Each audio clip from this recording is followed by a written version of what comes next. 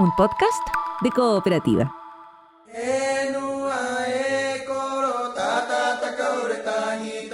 Entre mediados de los 90 e inicios de la década del 2000, las teleseries de TVN parecían imbatibles. Sobre todo las que dirigía Vicente Sabatini. Tenían a medio Chile sentándose frente al televisor en la hora de la 11. Incluso ahora las nuevas generaciones las buscan en internet. ¿Por qué pasó? ¿Cómo pasó? ¿Por qué dejó de pasar? ¿Y qué podemos entender de Chile en esas historias? Esto es Vos te venís conmigo, con Andrés Kalapski y Cristiano Paso. Hola a todos, hola a todas. Esto es Vos te venís conmigo, un podcast sobre teleseries. Y como siempre está aquí guiándome hacia la felicidad, Cristiano Paso. Kalapski. Perdón, fuera de grabación contamos que hay un connotado director de teatro chileno, cuando algo salía mal en una obra, me involucrara o no a mí, gritaba mi apellido, porque yo soy Andrés Kalapski. Y yo acabo de borrar la pauta de pregunta. Y nos acompaña esta vez, nos llena de honor y espanto la presencia. Los gringos tienen esa expresión que no sé traducir como starstruck, cuando uno ve a una estrella y queda paralogizado por la cualidad de la estrella. Nos acompaña Antonia Segers. Ahora me aterraste a mí. Yo sé Qué que bueno. ese era tu objetivo ya, entonces ahora estamos los tres aterrados. Ahora todos llenos de miedo, que es lo más Vamos. sensato. Arranquemos con miedo esta Sí. jornada, me encanta, arranquemos con miedo. El miedo es un gran aporte evolutivo. Sí, nos salvó de que nos comieran los mamuts. Sí, po. O sea, hay uno a los que no lo salvó.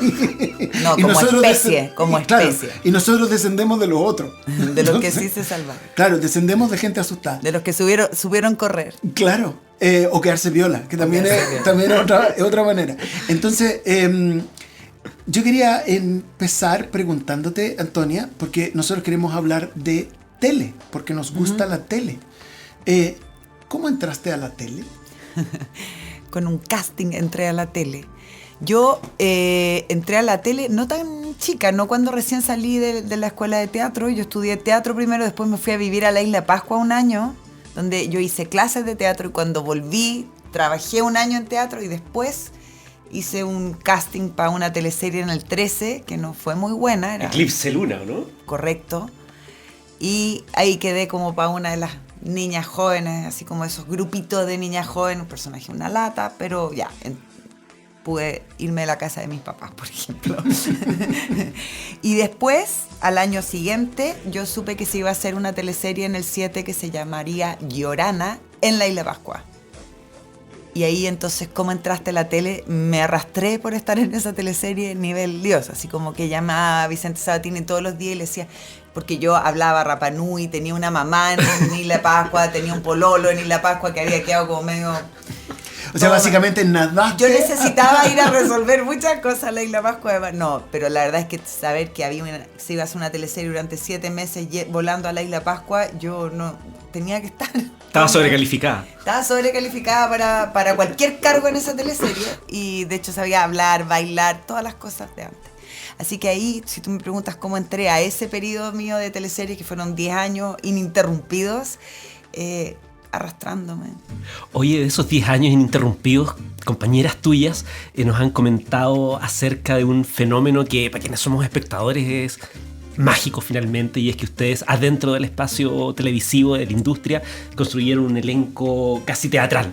Sí. Y dentro de ese elenco teatral, a uno como espectador también lo que le empezó a seducir es que en un contexto previo habíamos visto que usualmente convivían actrices de carrera con rostros del mundo del modelaje publicitario, y ustedes logran construir un elenco con actrices, mujeres potentes, con opinión pública.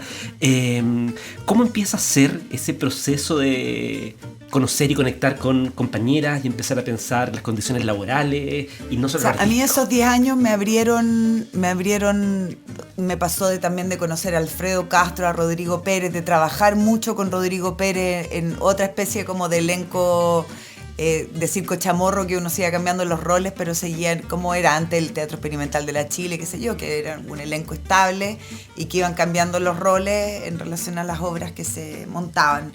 Entonces para mí fue, y además yo, Vicente y con la Claudia, los dos que eran una dupla muy potente en ese tiempo de las teleseries, tenían instalado el rigor como un valor que no tampoco estaba asociado a la tele. O sea, la tele tenía esta cosa como con la belleza, y que la gente llegaba tarde, y de repente yo venía como del 13, como con eso, así había sido mi experiencia en la tele, y de repente llego a este elenco donde nadie llegaba un minuto después de las 8 porque tenía la primera actriz sentada 2 para las 8 en maquillaje, ¿cachai? Como que nunca llegáis lo suficientemente temprano y con los textos aprendidos y tomándose muy en serio el trabajo. Entonces para mí fue una tremenda escuela para todo lo que vino después, porque yo estaba empezando a actuar y fue una tremenda escuela en el teatro porque me permitió conocer a Rodrigo, a Alfredo, trabajar con ellos, con Rodrigo en realidad, y en la televisión y en el rigor del oficio,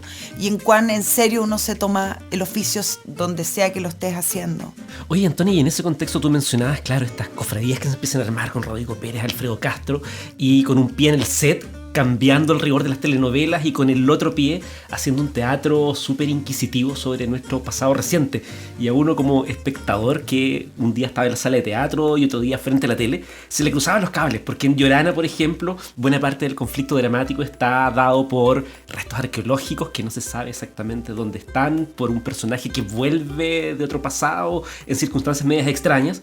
Y en el teatro se está buscando literalmente hurgando en las heridas que se le habían infligido a este país. ¿Cómo se te cruzaban? Si es que se te cruzaban esos dos mundos, ¿cómo convivían esas búsquedas? Fue esos años que yo estuve en ese elenco y que principalmente Víctor Carrasco era el jefe de guiones, en muchas de las telenovelas tomaba como el principio de un clásico del teatro o de la literatura. Como la primera inyección que arranca, y bueno, son 100 capítulos, no hay clásico que resista 100 capítulos, pero sí estaba ese conflicto base, entonces estaba todo muy cruzado. Y en Romané, no me acuerdo cuál era, pero bueno, en todo pedazos, por ejemplo, el conflicto del Tito Noguera con Pepe Sosa estaba sacado de Otelo, el tema de los celos en ese grupo, el conflicto de la gitana de la Claudia, creo que era la visita de la vieja dama, y así. Entonces estaba muy cruzado el teatro con las telenovelas. Y yo me acuerdo que una vez yo conocí a Nicanor Parra cuando estábamos haciendo, de hecho, a propósito de una telenovela, cuando estábamos haciendo El Circo de las Montini, que se grababa en San Antonio y dormíamos en Las Cruces, y un día yo no grababa y fui a buscar la casa de Nicanor Parra y le toqué la puerta, bueno, y ahí empezó toda una relación que fue como un año de que yo visitaba como periódicamente a Nicanor Parra, y cuando ya llevaba como 2 meses yendo a verlo, un día me dice, ¿qué haces tú? Nunca habíamos hablado de quién era yo era una persona que tocó su puerta, no, tampoco, yo me presenté como Antonia, nada más, dije, me llamo Antonia, y al mucho tiempo me dice, ¿qué haces tú? No, le dije, yo soy actriz, trabajo en teleseries como con culpa, ¿no? Como trabajo en telenovelas, y me dijo, Shakespeare eran las telenovelas isabelinas, tú lo sabes. Y le dije, no, me encanta escucharlo, así que desarrolla, por favor, porque con esto yo me he visto, con este traje yo voy a cruzar esta cuestión. Y claro, y Shakespeare eran las telenovelas isabelinas, y las obras de Shakespeare lo que tenían era que tenían un doble relato, tenían chistes para los groundlings, ¿cómo se llamaban los de abajo? Los que comían y tomaban chela y lo pasaban increíble. Y tenía toda una trama para ellos. Y otra trama como más intelectualoide para los que estaban sentados. Y habían sectores en el teatro de él en estos dos relatos. Y yo creo que en ese sentido Nicanor no lo dijo para complacerme ni para aliviarme, sino que efectivamente ellos trabajaban como un formato como de telenovela, una obra tras otra, tras otra, tras otra, tras otra, y con ese doble relato muy popular y muy masivo. Si me permiten una nota historiográfica, en el Teatro del Globo todo el mundo comía, la diferencia es que los que estaban más arriba y estaban sentados comían con tenedorcito. Lo sabemos porque hemos encontrado tenedorcitos, quiero decir, los arqueólogos que han excavado esos sitios y yo, Encabezados por él. Por favor. han encontrado tenedorcitos solo en las partes de arriba y una de las cosas que comían era choritos, fíjate. Mira. Entonces probablemente por suerte eran teatros más o menos abiertos, ventiladitos, porque igual obra más o menos larga con cerveza y chorito y sin baño. Pero y abajo con choripán. Sí, claro. No, y También. chorito también, pero sin tenedorcito. El tenedorcito Era es lo que te marcaba. diferencia de clase. Oye, y en ese sentido quería preguntarte a propósito de la conciencia de ustedes respecto de... ¿De qué pegar con comer choritos con tenedor? Uno no se come los choritos con tenedor. Yo no me como los choritos con tenedor, pero No, los pues, isabelinos, tontera. que Que- tenían más plata, era básicamente para exhibir el tenedor, unos tenedores imagino, finísimos que han encontrado. La sutiquería. Entonces, quería preguntarte por la conciencia respecto de la posición política de las teleseries. Porque cuando pienso en tu trabajo en teatro, cuando pienso en el trabajo de Rodrigo Pérez, que hemos mencionado varias veces aquí, del mismo Alfredo Castro, hay una visión muy crítica respecto de la relación de la sociedad con sus márgenes y también respecto de la relación con el pasado dictatorial y cómo ha sido elaborado después por los gobiernos postdictatoriales. Y, por ejemplo, a mí siempre me ha llamado la atención los dos finales, que creo que es el único final repetido, que es el final de Estúpido Cupido y el final de Romané, que son las dos veces en que Claudio Girolamo y Francisco Reyes no quedan juntos y uno es un religioso. En Estúpido Cupido ella era monja y en Romané él es sacerdote, pero en Romané en particular es una historia de venganza, porque está basada en La visita de la vieja dama, que es una obra de venganza y la venganza no se concreta. Y pareciera ser que el proyecto de esa teleserie es un proyecto sobre cómo no deberíamos hacer la venganza y deberíamos de alguna manera proyectarnos hacia el futuro. Pero tu trabajo en teatro ha sido mucho más de escarbar mucho más brutalmente, y en cine también, mucho más brutalmente en ese pasado.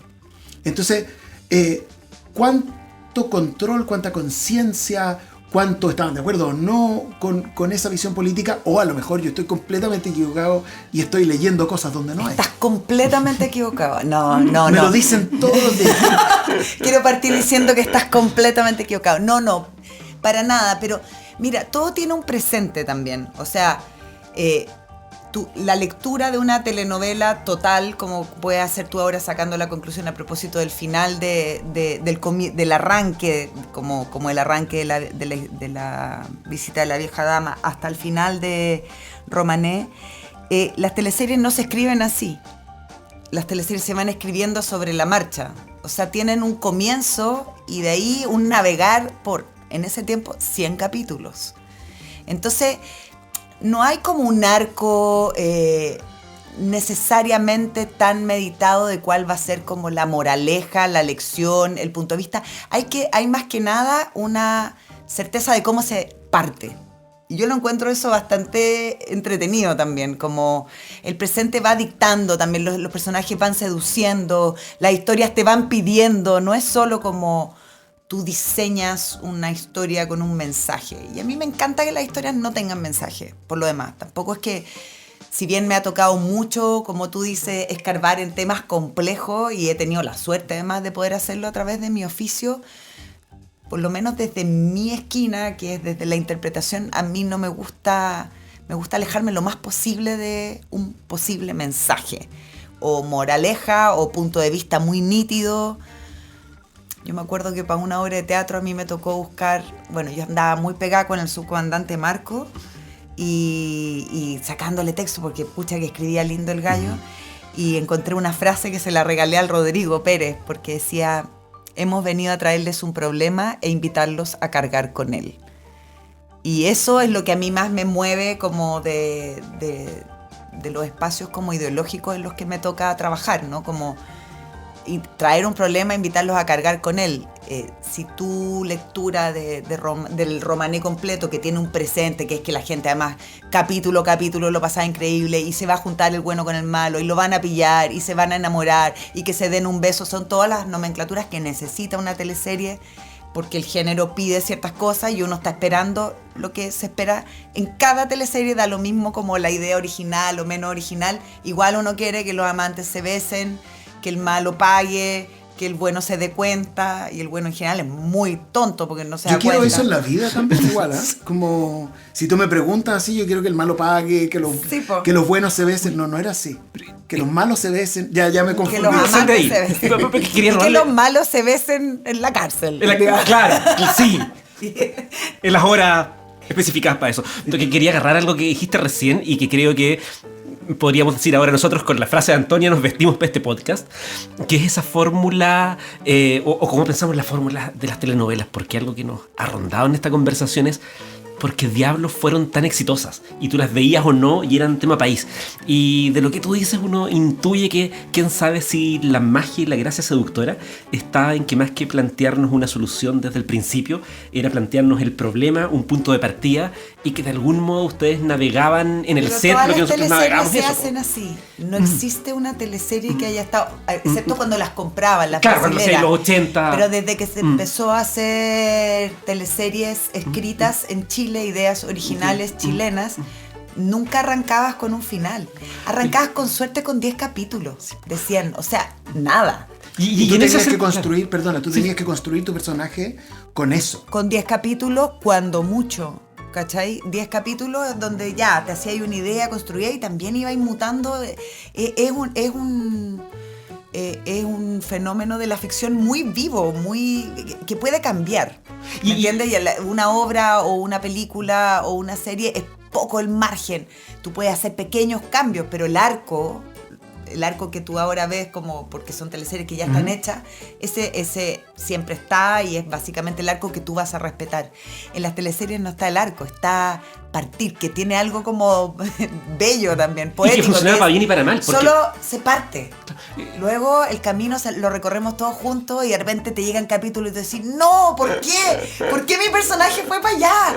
¿Por qué? Entonces, no, ¿me entiendes? Sí. Yo quiero, y de repente, pum, otro viraje, y también los guionistas, me imagino, desesperados buscando puntos de inflexión para hacer Oye, ahí durar algo 100 capítulos. me quedan varias preguntas, porque claro, eso pasaba supongo para bien y para mal, porque en Canal 13 estaba el caso de esta teleserie de este político que iba a tener un final A, pero producto de presiones tuvo un final B la teleserie. En el caso de ustedes, en TVN en estos 10 años, ¿había interacción con los guionistas para pensar eso? No, prohibidísimo. Y uno lo único que quería era pedirles cosas. Pero no te quedas ahí como abajo del departamento de Víctor No, Cavaco, así no, como, uy, no iba me tocaba pasando ni por siquiera aquí. ser amiga, porque habían personas que eran amigas y que los llamaban teatro, y yo así, ¡ay, qué suerte! Que yo quiero que él me quiera mucho, porque es toda una cosa que te iban escribiendo ahí, po. Y de repente te empezaban unos capítulos que no aparecía y te decía, oh, lo estoy haciendo pésimo. Y después aparecías de nuevo, bueno, en fin. Pero esos son tonteras, pero lo que sí rescato que el vértigo de saber cómo arranca algo y no saber para dónde va, lo encuentro, me imagino que, o sea, y lo sé también, tiran líneas de cómo podría ser, pero yo creo que en Romané si se quedaba el cura con la gitana o no, fue una pregunta que se hicieron durante Sí. todo el proceso. Y yo creo que hoy día, como está la iglesia, hoy día se hubieran quedado juntos de todas maneras. Porque ¿quién puede defender ese otro camino? Oye, y en ese minuto, en la dinámica que ustedes tenían como esta compañía televisiva, ¿se iban enterando sobre la marcha a medida que les llegaban los guiones? Entonces era una cuestión como... Sí, claro. Notable eso, como... Sí.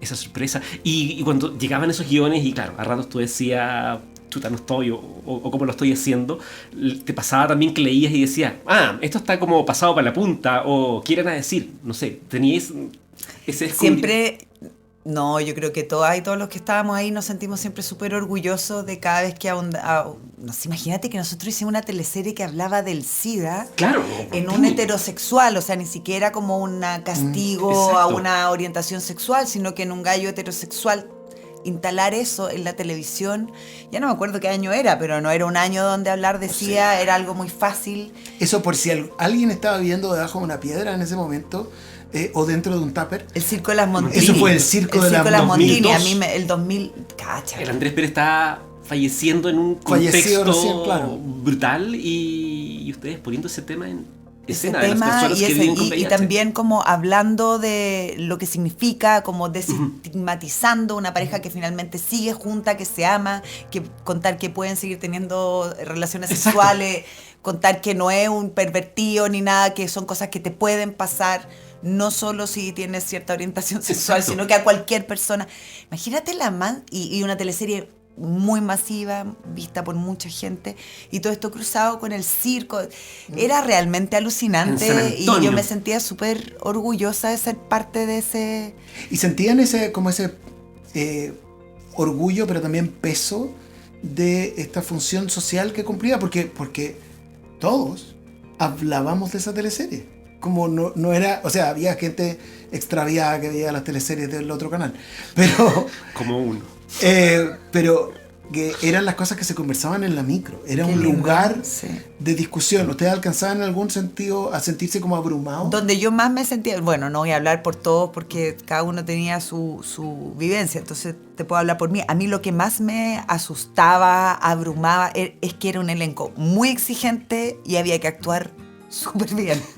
Y eso era lo único que me importaba. Digo, que me inhibía en un punto. O sea, todo lo otro para mí era motivo de mucho orgullo. Estaba súper contenta de ser parte de ese elenco y con la misión que tenía, porque las teleseries tienen obligada la misión del entretenimiento a la vez.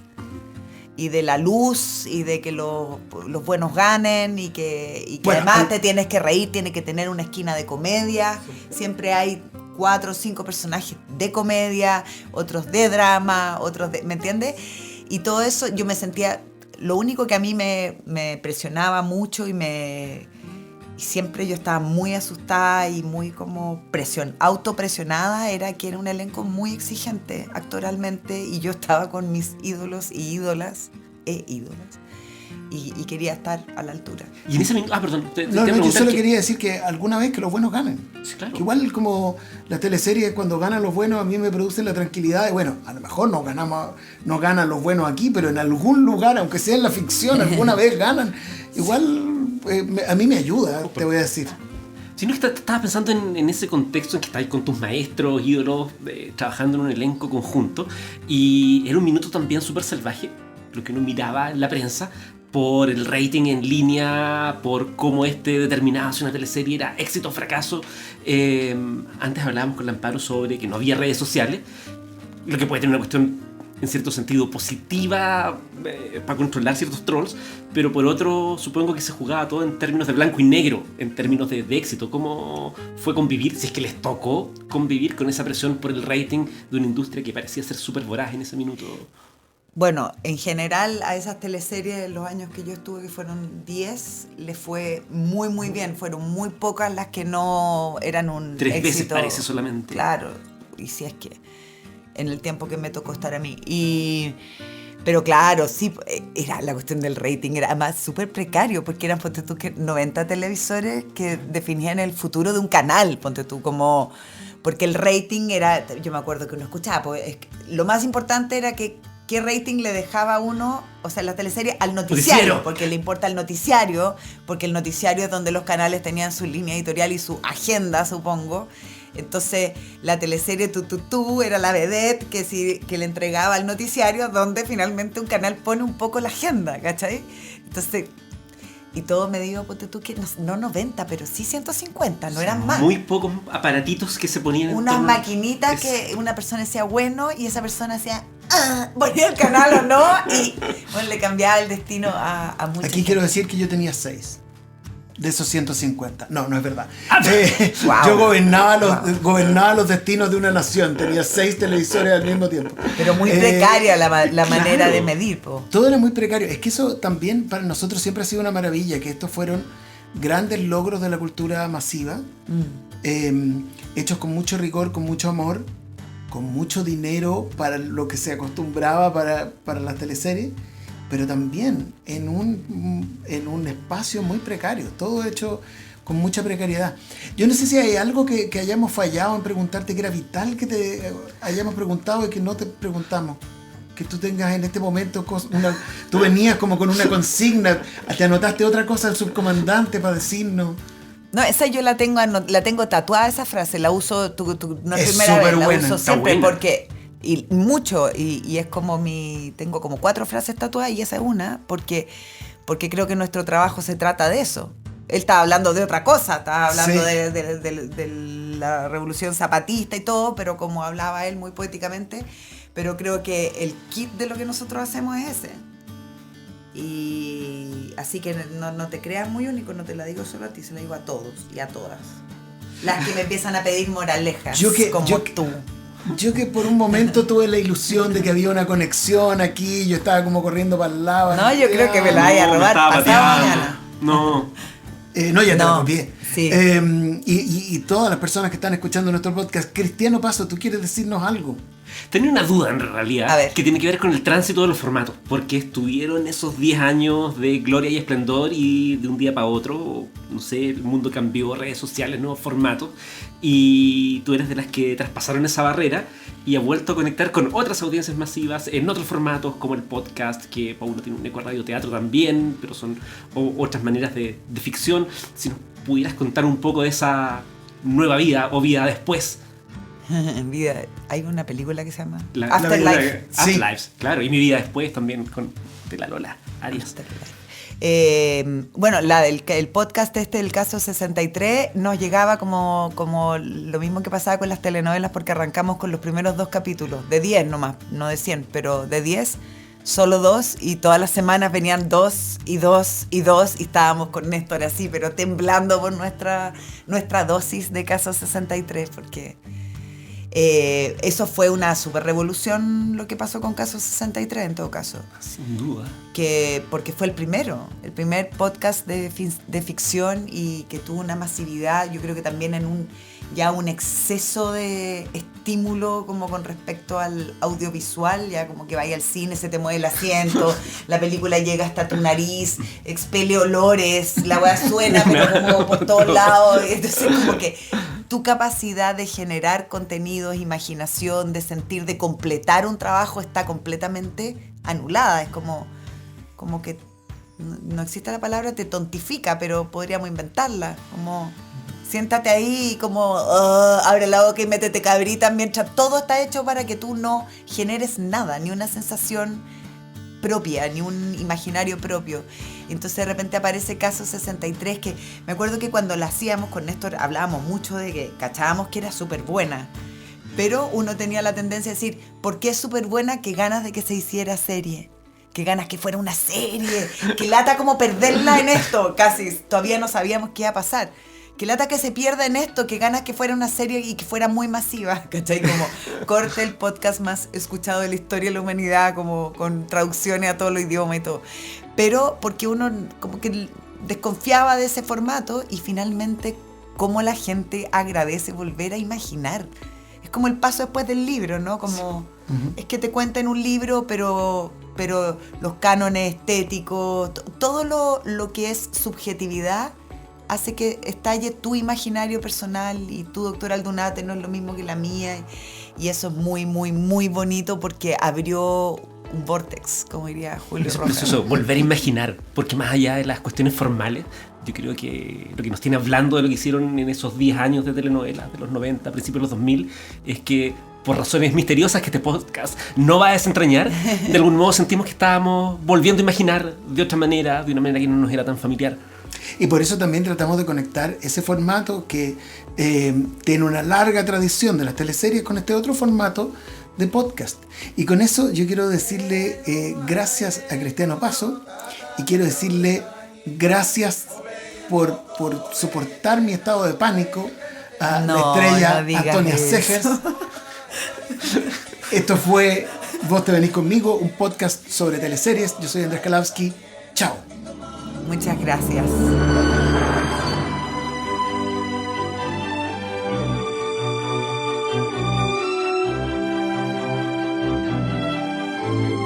Este podcast es parte del proyecto Fondart de Investigación Audiovisual número 618875.